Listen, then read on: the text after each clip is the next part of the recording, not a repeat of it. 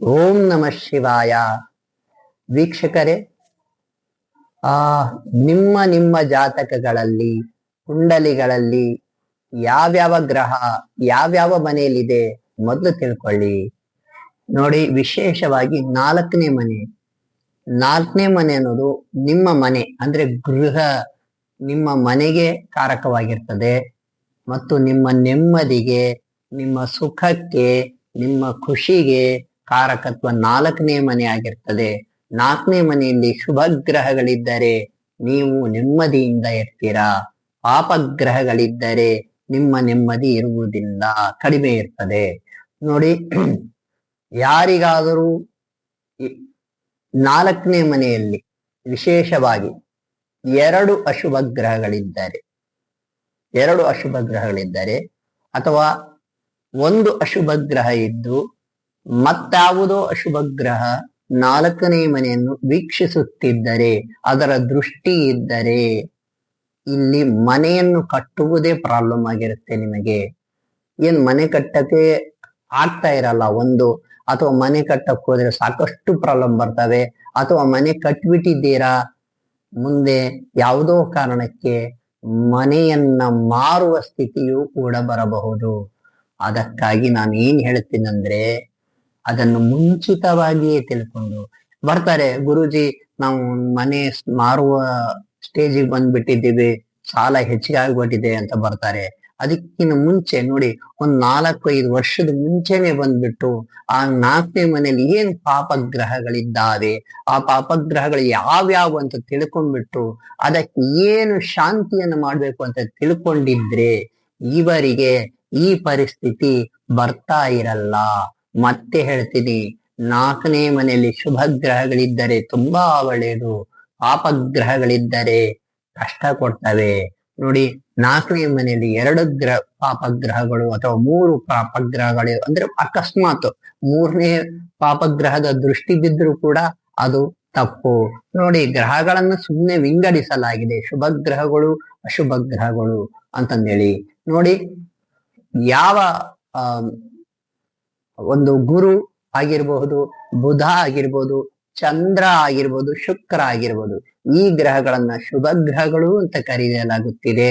ಮತ್ತು ಏನು ಶನಿದೇವರು ಮತ್ತು ರಾಹು ಕೇತು ಮತ್ತು ಮಂಗಳ, ಕುಜ ಅಂತಾನು ಕರೀತಾರೆ ಮಂಗಳ ಗ್ರಹವನ್ನ, ಈ ಗ್ರಹಗಳನ್ನ ಪಾಪಗ್ರಹಗಳು ಅಂತ ಕರಿಬಹುದು. ನೋಡಿ, ಆದ್ರೆ ಯಾವ ಮನೆಯಾಗಿರ್ತದೆ ಅನ್ನೋದು ಇಂಪಾರ್ಟೆಂಟ್ ಆಗ್ತದೆ. ಅದು 4ನೇ ಮನೆಯನ್ನ ಅಕಸ್ಮಾತ್ ಶನಿದೇವರು ಮನೆ ಆಗಿದ್ರೆ, ಅಲ್ಲಿ ಶನಿದೇವರು ಇದ್ರೆ ಏನ್ ತೊಂದರೆ ಇರಲ್ಲ. ಆ ಮನೆಯನ್ನು ಕೂಡ ನಿಮ್ಮ ಶಾಸ್ತ್ರಿಗಳ ಮೂಲಕ ತಿಳ್ಕೊಳ್ಳಿ, ಯಾವ ಮನೆ ಯಾವ ಗ್ರಹ ಇದೆ ಅಂತಂದೇಳಿ. ಅಲ್ಲಿ ಮತ್ತೆ ಬೇರೆ ಪಾಪಗ್ರಹಗಳಿದ್ದರೆ ಕಷ್ಟ ಆಗ್ತದೆ. ನೋಡ್ಬಿಟ್ಟು ಎಲ್ಲಾದ್ರೂ 4ನೇ ಮನೆಯಲ್ಲಿ ಎಷ್ಟು ಶುಭ ಗ್ರಹಗಳಿರ್ತವೋ ಅಷ್ಟು ಒಳ್ಳೆಯದು, ಎಷ್ಟು ಪಾಪಗ್ರಹಗಳಿರ್ತವೋ ಅವು ಅಷ್ಟು ನಿಮಗೆ ಕೆಟ್ಟದ್ದಾಗ್ತಾ ಇರುತ್ತೆ. ಅದನ್ನ ತಿಳ್ಕೊಂಡ್ಬಿಟ್ಟು ನೀವು ಶುಭ ಗ್ರಹಗಳಿದ್ರೆ ಏನೂ ಮಾಡ್ಲಿಕ್ಕೆ ಹೋಗ್ಬೇಡಿ, ಭಗವಂತನ ಆಶೀರ್ವಾದ ನಿಮಗಿದೆ ಅಥವಾ ಪೂರ್ವ ಜನ್ಮದ ಪುಣ್ಯ ಇದೆ, ನೀವು ಗೆಲ್ತೀರಾ, ಮನೆಯನ್ನು ಕಟ್ತೀರಾ, ಒಳ್ಳೆ ಕಾರ್ ಇರುತ್ತೆ, ನೆಮ್ಮದಿ ಇರುತ್ತೆ, ನಿಮ್ಮ ತಾಯಿ ಆರೋಗ್ಯವಾಗಿರ್ತಾರೆ, ನಿಮ್ಮ ತಾಯಿ ಚೆನ್ನಾಗಿರ್ತಾರೆ, ತಾಯಿ ಸಪೋರ್ಟ್ ಚೆನ್ನಾಗಿರುತ್ತೆ ನಿಮಗೆ. ಹೀಗೆಲ್ಲ ಒಳಿತೇ ಇರ್ತದೆ 4ನೇ ಮನೆಯಿಂದ.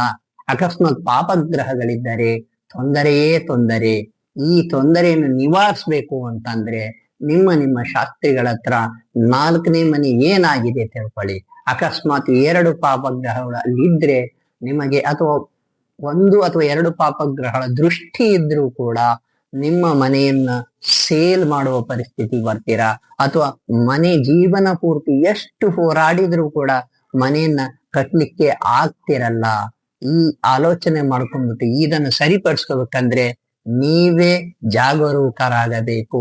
ನಿಮ್ಮ ಶಾಸ್ತ್ರಿಗಳ ಹತ್ರ ತಿಳ್ಕೊಂಡ್ಬಿಟ್ಟು ಈ 4ನೇ ಮನೆಯನ್ನು ಚೆನ್ನಾಗಿ ಎಷ್ಟು ಆಕ್ಟಿವೇಟ್ ಮಾಡ್ಕೊಂತೀರಾ, 4ನೇ ಮನೆ ಅಧಿಪತಿ ಯಾರು ತಿಳ್ಕೊಳ್ಳಿ, ಅದನ್ನ ಎಷ್ಟು ಆಕ್ಟಿವೇಟ್ ಮಾಡ್ಕೊಂತೀರಾ ಅಷ್ಟು ನೆಮ್ಮದಿಯ ಕಡೆಗೆ ನೀವು ಪಯಣಿಸ್ತಾ ಇರ್ತೀರಾ. ನೋಡಿ ವೀಕ್ಷಕರೇ, ನಿಮಗೇನಾದರೂ ತೊಂದರೆ ಅಥವಾ ಏನ್ ಪ್ರಾಬ್ಲಮ್ಸ್ ಇದ್ರೆ, ಅದರಲ್ಲೂ ವಿಶೇಷವಾಗಿ ಕೆಲವು ರೀತಿಯ ಚಿಂತೆಗಳಿದ್ರೆ, ಬೇಜಾರುಗಳಿದ್ರೆ, ಅಥವಾ ಕೆಲವು ಆರೋಗ್ಯ ತೊಂದರೆಗಳಿದ್ರೆ ಡಾಕ್ಟರ್ ಹತ್ರ ಟ್ರೀಟ್ಮೆಂಟು ತಗೋಬೇಕು ಮತ್ತು ನಿಮ್ಮ ಶಾಸ್ತ್ರಿಗಳ ಹತ್ರ ಒಂದು ಸಲಹೆ ತಗೊಳ್ಳಿ. ನೋಡಿ, ಹಿಂದೆ ಕೂಡ ರಾಜರಿಗೂ ಕೂಡ ರಾಜಗುರುಗಳು ಅಂತ ಇರ್ತಾ ಇದ್ರು. ಯಾಕಪ್ಪ ಮತ್ತೆ ರಾಜರಿಗೂ ಬೇಕಾತ? ರಾಜರೆಲ್ಲ ಗೆದ್ದಿದ್ರಲ್ಲ, ರಾಜಗುರುಗಳು ಯಾಕೆ ಬೇಕು ಅಂದ್ರೆ ರಾಜಗುರುಗಳ ಒಂದು ಸಲಹೆ ಅವ್ರು ಕೇಳ್ತಾನೆ ಇದ್ರು. ಹಾಗೆಯೇ ಹಿಂದಿನ ಕುಟುಂಬಗಳಲ್ಲಿ ಮನೆಯ ಗುರುಗಳು ಅಂತ ಇರ್ತಾ ಇದ್ರು. ನೋಡ್ಬೋದು, ಮನೆ ಗುರುಗಳು, ನಮ್ಮ ಕುಲ ಗುರುಗಳು, ನಮ್ಮ ಮನೆ ಗುರುಗಳು ಅಂತ ಏನ್ ಕರಿತಾ ಇದ್ರು.